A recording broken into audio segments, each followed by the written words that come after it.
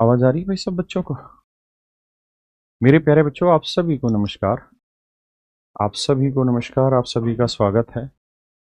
बहुत बच्चे जो इस चैनल पर जुड़े हुए हैं, आप सभी को हाथ जोड़कर नमस्कार मेरे बच्चों।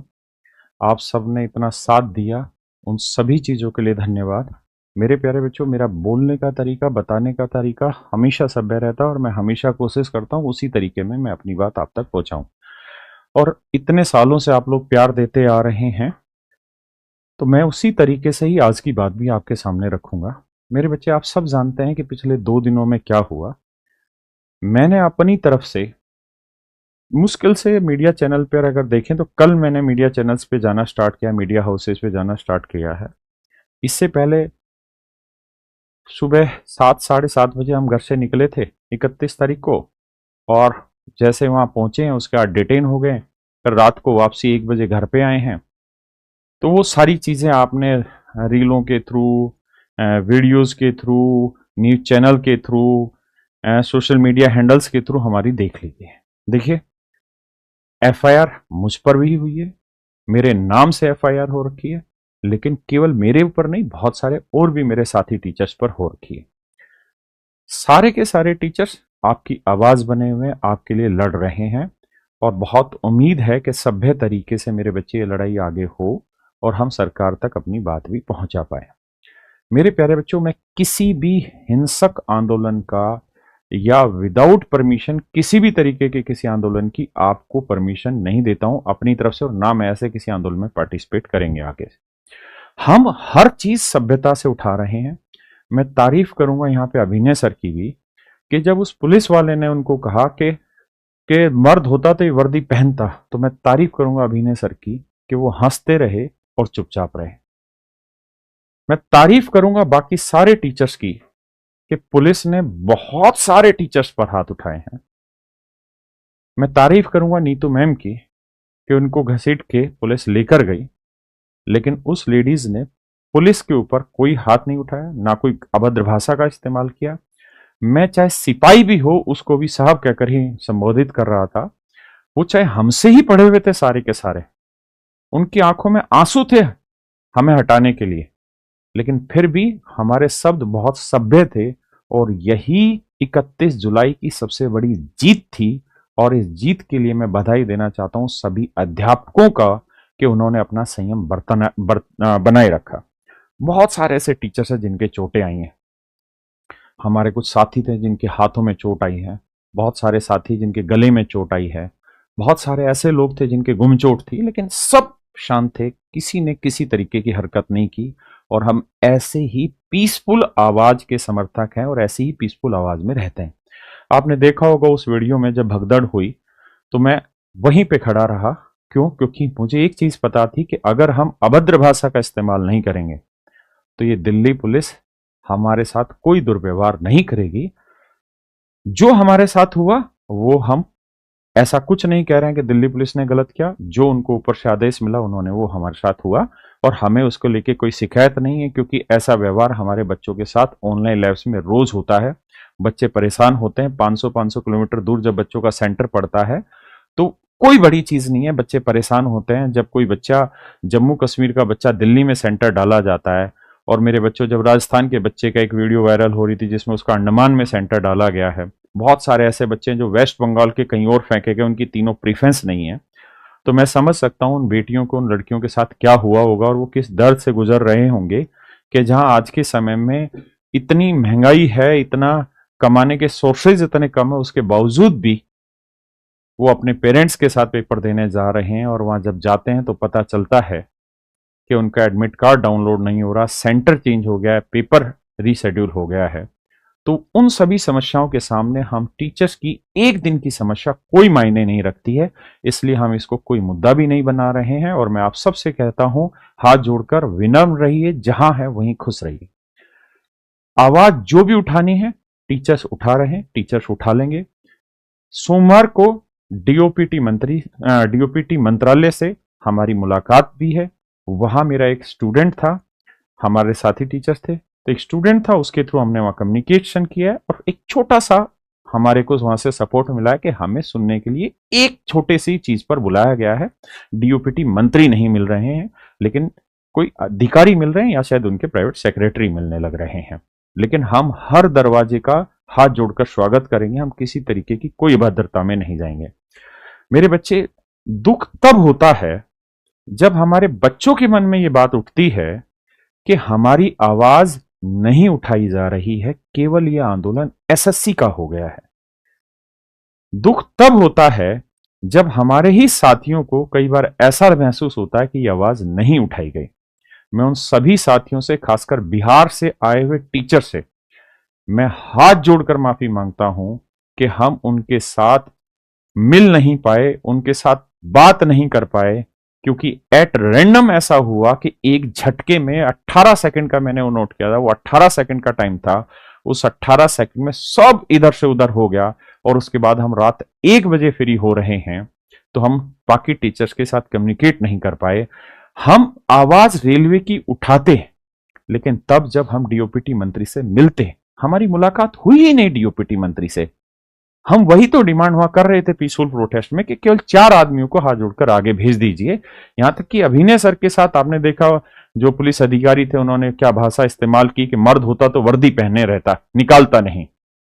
2014 में मैं भी एक्साइज इंस्पेक्टर सेलेक्ट हुआ, 3 स्टार मेरे भी थे, मैं भी छोड़ा था। अभिनय सर तो 5-5 बार सेलेक्ट हो चुके हैं, लेकिन मुस्कुराते हुए इस चीज को सहन किया। तो हमारी बात अभी सरकार तक पहुंची ही नहीं है। तो आपका यह सोचना कि हम रेलवे की बात नहीं कर रहे, गलत है। आप प्लीज ऐसा मत सोचिए। बहुत सारे ऐसे बच्चे हैं जिनको ये लगता है कि उनको ठगा गया है। ये केवल और केवल एसएससी का आंदोलन है, नहीं। मेरे बच्चे, चाहे नीतू मैम हो, वो एसएससी को रिप्रेजेंट कर रही हैं, गगन सर हैं, अभिनय सर हैं, आदित्य सर हैं, विक्रमजीत सर हैं, प्रशांत सोलंकी सर हैं, और बहुत सारे टीचर हैं जो एसएससी की आवाज उठा रहे हैं, और बहुत सारे ऐसे भी टीचर्स हैं जो रेलवे की भी आवाज उठा रहे हैं। मेरे दोस्तों, मैं एक एक करके आपको सारी चीजें समझाता हूं, आपको यकीन होगा। देखिए, हम हर लड़ाई जीत सकते हैं, लेकिन तब जब हमारे बच्चों के दिलों से दुआएं निकले हमारे लिए, जब उनके मन से ये आशीष निकले कि सर जिस जेल में बैठे हैं, जिस थाने में बैठे हैं, वो स्वस्थ रहें। जब वो आशीष निकलेगी तो वही हमारी असली ताकत है। और मैं इन 15 सालों में जो मैंने कमाया है, बस यही कमाया है। मेरी छवि भी यही है। हम वही चाहते हैं। हम ये नहीं चाहते कि आप हमारे सपोर्ट में कोई नारे लगाएं या आए, नहीं। आप दिल से दुआ दें, वो जरूरी है। और अगर किन्हीं बच्चों को दुख पहुंच रहा है इस बात का कि हम रेलवे की आवाज नहीं उठा रहे, तो मैं उन्हीं बातों को क्लियर कर रहा हूं। हाथ जोड़कर माफी मांगता हूं। हम इस मैसेज को अभी तक कन्वे नहीं कर पाए थे जो मैं आज कर रहा हूं। और अपने बिहार के टीचर से बहुत बहुत बहुत माफी कि जो 31 तारीख को हुआ उसमें बहुत मिस इन्फॉर्मेशन हुई और एट सडन हुआ, और हम इतने एक्सपेक्ट नहीं कर पा रहे थे कि उस 10-20 सेकंड के इंटरवल में सब कुछ खत्म कर दिया जाएगा। तो मैं उन सब से हाथ जोड़कर रिक्वेस्ट करता हूं, और मैं जानता हूं कि वो सब अध्यापक हैं, तो वो अच्छे से समझेंगे मेरे दिल की आवाज को। मेरे बच्चे, आज मैं जो चीजें आपके सामने कर रहा हूं, जो खुलासे आपके सामने कर रहा हूं, आप समझ पाएंगे अच्छे तरीके से। मेरे बच्चे, ये साहिल खंडेलवाल सर हैं, बहुत बेहतरीन टीचर्स हैं। इन्होंने भी ये कहा कि रेलवे स्टूडेंट्स की हार। उसके बाद मेरे बच्चे, एसके झा सर हैं, अपने रेल राजा सर, बाकी टीचर्स हैं, नवीन सर हैं, सब ने ये वीडियो अगर आप देख रहे हो तो रेलवे की भी सुनो भाई। साहिल सर, सब ने आवाज उठाई, बहुत सभ्य तरीके से आवाज उठाई, और जरूरी है। अगर ये टीचर्स अपनी बातें नहीं रखेंगे तब तक हमें भी नहीं पता चलेगा कि हो सकता है कि हम कहीं किसी चीज पर गलत जाने लग रहे हो। मेरे दोस्तों, अगर आप ध्यान से देखेंगे, सर ने भी आवाज उठाई है, सच्चाई सुन लो, क्या हुआ रेलवे रिफॉर्म का। तो मैं आपको इन्हीं चीजों को बताने जा रहा हूं कि मैं कल लल्लन टॉप पर था, करीबन 2-2.5 घंटे का ये शो था जिसे नेता नगरी शो कहते हैं, और इसको जो होस्ट करने लग रहे थे वो आप जानते हैं क्या नाम है इनका, सौरभ द्विवेदी जी। ये सौरभ द्विवेदी जी हैं जो इसको होस्ट करने लग रहे थे। और मुझे जो टाइम मिला था, अगर उस टाइम पे आप ध्यान से देखेंगे तो मैंने 90% टाइम जो था वो डेडिकेटेडली रेलवे के मुद्दों को उठाया था। ये देख रहे होंगे, ये वही क्वेश्चन है, 7वां क्वेश्चन जिसको इन्होंने इनवैलिड कर दिया, और तीसरे क्वेश्चन जिस पे इन्होंने आंसर सही बताया। मेरे दोस्तों, अगर लगातार इस वीडियो को देखेंगे, ये मैंने अपने चैनल पर उठाकर इस वीडियो को डाला है, 3 घंटे पहले इसको डाला है ताकि मेरे बच्चों को, मेरे प्यारे बच्चों को यह पता चल पाए कि हम आपकी आवाज उठा रहे हैं। लेकिन मेरे बच्चे, जब मुझे कोई मंच ही नहीं मिला था उस दिन 31 तारीख को, तो मैं अपनी आवाज कैसे उठाता, क्योंकि मैंने किसी मीडिया को कोई बाइट दिया ही नहीं। मैं बहुत शर्मीले स्वभाव का आदमी हूं। मैं जेल में बैठ के किसी मीडिया से बात नहीं कर सकता था, या मेरी इतनी अप्रोच नहीं है, मैं इतना बड़ा अध्यापक नहीं हूं कि मैं जेल में बैठ के और ये सारे काम करें। जब कल हम रहे हैं तो जिस जिस मीडिया हाउसेज में गए हैं, चाहे वो न्यूज टुडे का, आज तक हो, ललन टॉप, या जहां, हर जगह मैंने रेलवे को खुद बे खुद, क्योंकि जैसे इसी प्रोग्राम में नीतू मैम थी, अभिनय सर थे, दोनों एसएससी के को रिप्रेजेंट करने लग रहे थे। हिमांशी मैम थी, पूरी टीचिंग इंडस्ट्री को उन्होंने, टीचिंग की जितने तैयारी करने वाले बच्चे सबका पक्ष रखा। मैं पूरा 90% हिस्सा मेरे प्यारे प्यारे बच्चों सिर्फ रेलवे को उठाता रहा। आप इस वीडियो को एक बार देखिए, एक एक मुद्दा रेलवे का है। शायद इसकी आवाज तो इसमें नहीं आएगी, इसी वीडियो को आप देखिए, इसी चैनल पर जाके ये वीडियो डली हुई है, आप देखेंगे टोटली आपके मुद्दे को मैं उठाता रहा हूं। एक एक, कोई भी एक सिंगल ऐसा पॉइंट नहीं छोड़ा जो मैंने नहीं उठाया हो, चाहे वो आपके वेटिंग लिस्ट का मुद्दा हो, चाहे कैलेंडर का मुद्दा हो। मेरे बच्चे, मैंने ग्रुप डी का मुद्दा उठाया कि कैसे हाई कोर्ट में स्टे लग गया और किसकी गलती से लग गया और कौन जिम्मेदार है उसका। लेकिन दुख जानते हैं कब होता है? दुख तब होता है जब हम अपने दिल की बात अपने बच्चों तक ना पहुंचा पाए, वो बहुत दुख होता है। और हमारे बच्चे जब दुखी हों, मैं अभी देख रहा था कि बहुत सारे बच्चे हर जगह लिख रहे हैं रेलवे भूल गए, रेलवे भूल गए।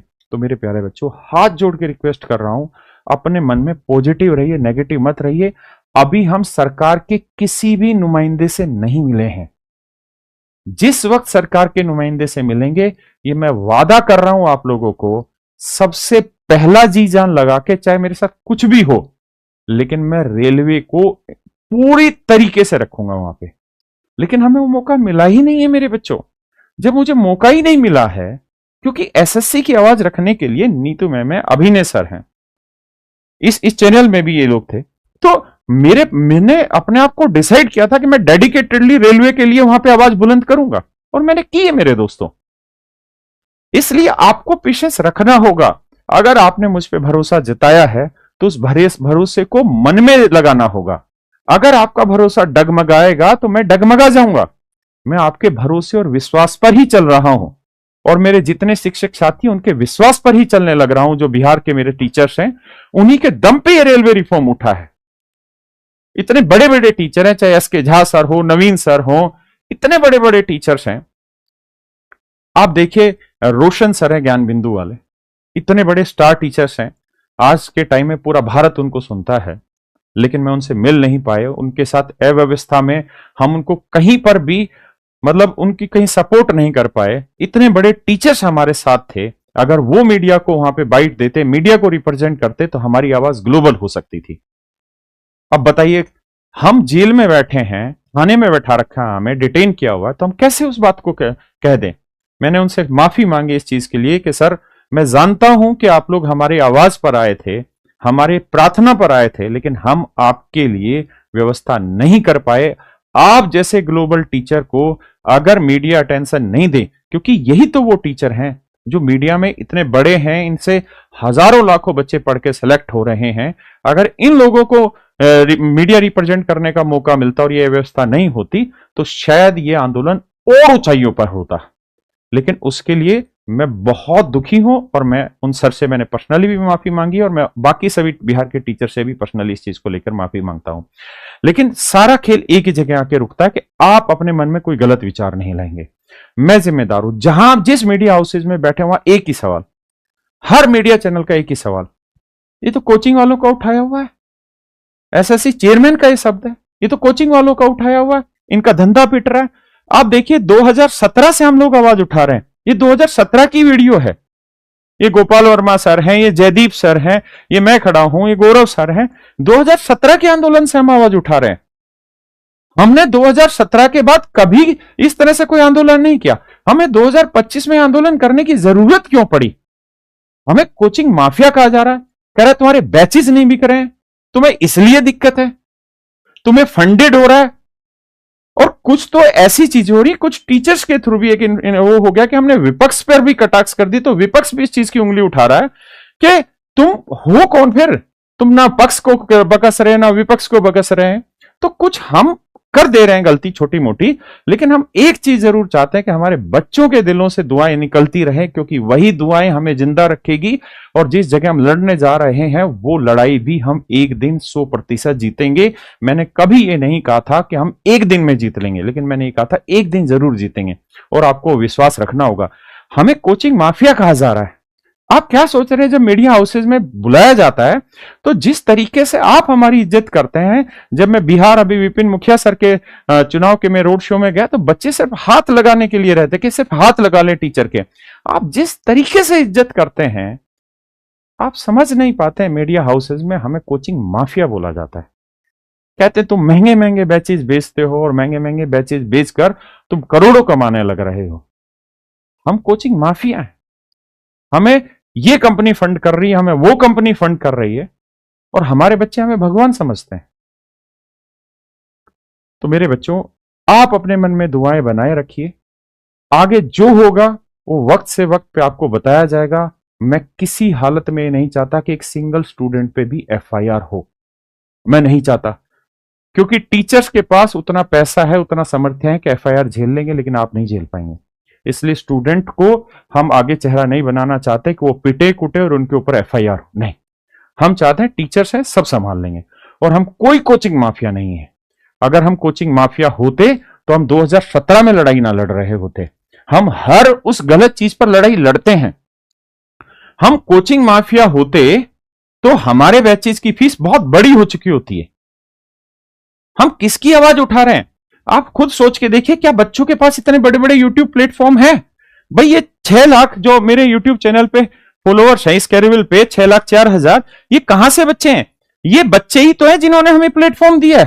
कोई मैं थोड़ी हूं, या 6,04,000 मेरे घर के आदमी थोड़ी जिन्होंने प्लेटफॉर्म मुझे दिया जो मुझे कोचिंग माफिया बोला जाए। क्या मैं कोचिंग माफिया आपको लगता हूं? आप मुझे बताइए, कैरियरवेल ने कॉम्पिटेटिव एग्जाम्स के इतिहास में क्या बदलाव नहीं लाके दिया? एक वक्त था जब ऑफलाइन में लाखों रुपए फीस ली जाती थी। आज भी यूपीएससी में 2-2 लाख रुपए फीस ली जाती है, जबकि हम यूपीएससी को भी 1,000 रुपए फीस में पूरा कराते हैं, 2-2 हजार रुपए में। आईआईटी नीट जिसकी 2.5 लाख रुपए फीस है, हमने देश के सबसे टॉप टीचर कैरियर पे 2-2 हजार 599 999 में अवेलेबल कराए हैं। ये अभिनय सर जिनकी आपने वीडियो देखी होगी, संदीप महेश्वरी के शो में गए, जहां इन्होंने कहा कि मैं 50 करोड़ लेता हूं एडवांस फीस और मैं पर घंटे पढ़ाने के 3.5 लाख रुपए या इतने 32 लाख कितने लेता हूं मैं। ये टीचर्स हम लेके आए हैं, हमने इनको कन्विंस किया है। इनके बैचेज हम 399 599 इस फीस में लेकर आ रहे हैं, क्योंकि हमें वो कन्विंसिंग पावर है कि हम इतने स्टार टीचर गगन सर जैसे टीचर्स को हम बहुत सस्ती फीस में प्रोवाइड कराने लग रहे हैं। तो हम कोचिंग माफिया कैसे हैं?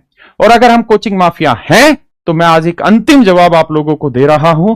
जो हमें कोचिंग माफिया बोले उसको ये जवाब पकड़ा देना, और वो जवाब है ये कि मेरे बच्चे, हमने इतिहास में आज तक कभी ऐसा काम नहीं किया है, लेकिन ये कोचिंग माफिया जो शब्द है आज इसको पलट के रखना पड़ेगा, नहीं तो हम किसी मीडिया हाउसेज में खड़े होने लायक नहीं बचेंगे। हमारी इंटीग्रिटी पर सवाल उठाए जाएंगे। मैं रेलवे का कोई भी बैच 99 रुपए से ऊपर नहीं है। हर एक बैच 99 रुपए में प्रोवाइड हो रहा है, चाहे उस बैच की फीस 5,000 हो, लेकिन आपको मेरे भाई वो बैच सिर्फ 99 रुपए में मिलेगा।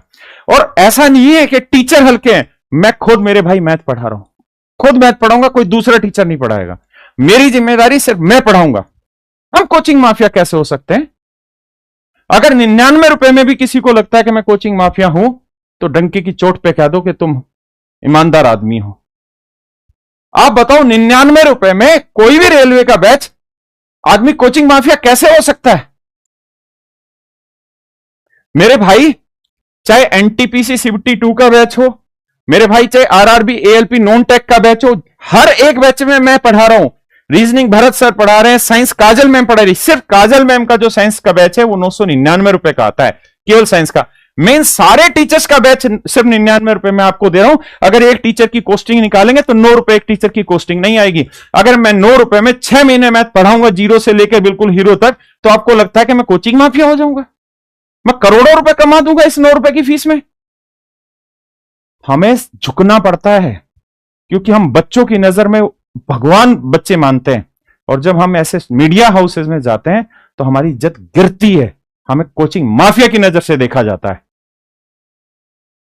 और आप कहते हैं कि मैं रेलवे की आवाज नहीं उठाता हूं। आप देखिए सबूत यहां पे, चाहे मेरे भाई आरआरबी एनटीपीसी 2025 ग्रेजुएट लेवल का बैच हो, हर एक जगह मैं जुड़ा हुआ हूं और खुद पढ़ा रहा हूं, और सिर्फ 99 रुपए में मेरे प्यारे बच्चों ये बैचेस है। चाहे आरआरबी एनटीपीसी 2025 हो, चाहे ग्रुप डी की वैकेंसी के लिए ग्रुप डी का बैच हो, सिर्फ 99 रुपए में दे रहे हैं, सिर्फ ताकि केवल और केवल ये हो, पूरे हिंदुस्तान में अगर 99 रुपए में भी अगर बैच देने पे मुझे कोचिंग माफिया बोला जाए, या हम जैसे जितने शिक्षक समाज उनको कोचिंग माफिया बोला जाए, तो अब उनकी धज्जियां उखाड़नी पड़ेंगी। हमें बोला जाता है कि तुमको फंडिंग कहां से आती, तुम 30-30 लाख ट्विटर ट्रेंडिंग कहां से ले आते हैं। हमारी इंटीग्रिटी पर सवाल पूछा जाता है, इसलिए दुख होता है। मैंने कभी वीडियो बनाया इस आंदोलन में आके ये नहीं कहा कि हम पे डंडे पड़े, हम बहुत दुखी हैं भाई, हमें बचाने आओ। हर एक में सभ्य भाषा से आप लोगों को कहा जहां हो वहीं रहो। हम जब बसों में घसीटे गए, बसों में जा रहे थे, तो जहां जहां बच्चों की नजरें पड़ी वहां कोई बेचारा समोसा देके गया है भागता भागता। ये हाईवेज की बात है, कोई पानी की बोतल फेंक के गया है क्योंकि तेज बसें हैं और पुलिस बसों में खड़ी हुई है। ये बच्चों का प्यार, हम कोचिंग माफिया कैसे हो सकते हैं? मैं समझ नहीं पा रहा हूं इस चीज को। अब मेरे बच्चे कोई भी बैच है रेलवे का, हर एक बैच 99 रुपए में है, और मैं मैथ पढ़ा रहा हूं, पूरी की पूरी कैरियर टीम पढ़ाने लग रही है उसमें। तो मेरे प्यारे बच्चों, अब भी अगर किसी भाई को लगता है कि मैं रेलवे की आवाज नहीं उठाता हूं, मैं रेलवे के लिए जी जान करके नहीं लगा हुआ हूं, तो आप इस वीडियो को एक बार जाके देखिए। इसी कैरियर रेलवे एग्जाम पे 3 घंटे पहले मैंने ये वीडियो डाली है। मैंने एक एक मुद्दे को 90% से ज्यादा टाइम मेरे बच्चे मैंने रेलवे पे दिया है। मुझे जितना समय मिला, आप सोच सकते हैं, मैंने सौरभ द्विवेदी जी को बीच में रोक के ये बोला है, आप ललन टॉप का शो देखिए, कि सर आपकी शुरुआत जहां से हुई वो इसी बेरोजगारी पर आवाज उठाकर हुई। मैं हाथ जोड़कर आपसे प्रार्थना करता हूं कि आप ललन टॉप पर रोज का एक शो रखिए, चाहे 2 ही मिनट का रखिए। मैं रोज आऊंगा, रोज बोलूंगा, क्योंकि राजस्थान के बच्चों के साथ जो हो रहा है आप सोच नहीं सकते। सिर्फ और सिर्फ रोजगार पे बात हो, और जितनी ये खामियां, क्यों हम अपने बच्चों को डिस्टर्ब करें कि तुम ट्विटर डाउनलोड करो, एक्स डाउनलोड करो, तुम ट्वीट करो। हम नहीं चाहते कभी भी ये चीज। हम चाहते हैं हमारे बच्चे सिर्फ पढ़ें, क्योंकि मुझे पता है कि 24 घंटे जब इस आंदोलन में परेशान हुए हैं, तो कैसे 24 घंटे में 2 घंटे सोते, और उन 2 घंटों में भी दिमाग पूरे दिन इधर उधर इस तरह से घूमता रहता है। तो हम अपने बच्चों को अगर इस फटीक में डाल देंगे कि वो हर एक वीडियो देखे, ट्विटर ट्रेंड देखे, तो कैसे बात बनेगी। लेकिन मैं ये कहलवाना बर्दाश्त नहीं करूंगा कि हम कोचिंग माफिया हैं। हम कोचिंग माफिया नहीं है। अगर हम कोचिंग माफिया होते तो इस समय फंडिंग ले चुके होते, हमारी कंपनी की वैल्यूएशन हो चुकी होती 20-25 हजार 30 हजार करोड़ रुपए, और हम बहुत आराम से मर्सिडीज में घूम रहे होते, गाड़ियों में घूम रहे होते। लेकिन हम कोचिंग माफिया नहीं है, और मैं इस सवाल को आउट करार देता हूं और सीधा जवाब देता हूं ऐसे लोगों को कि fuck off you, fuck. Thank you.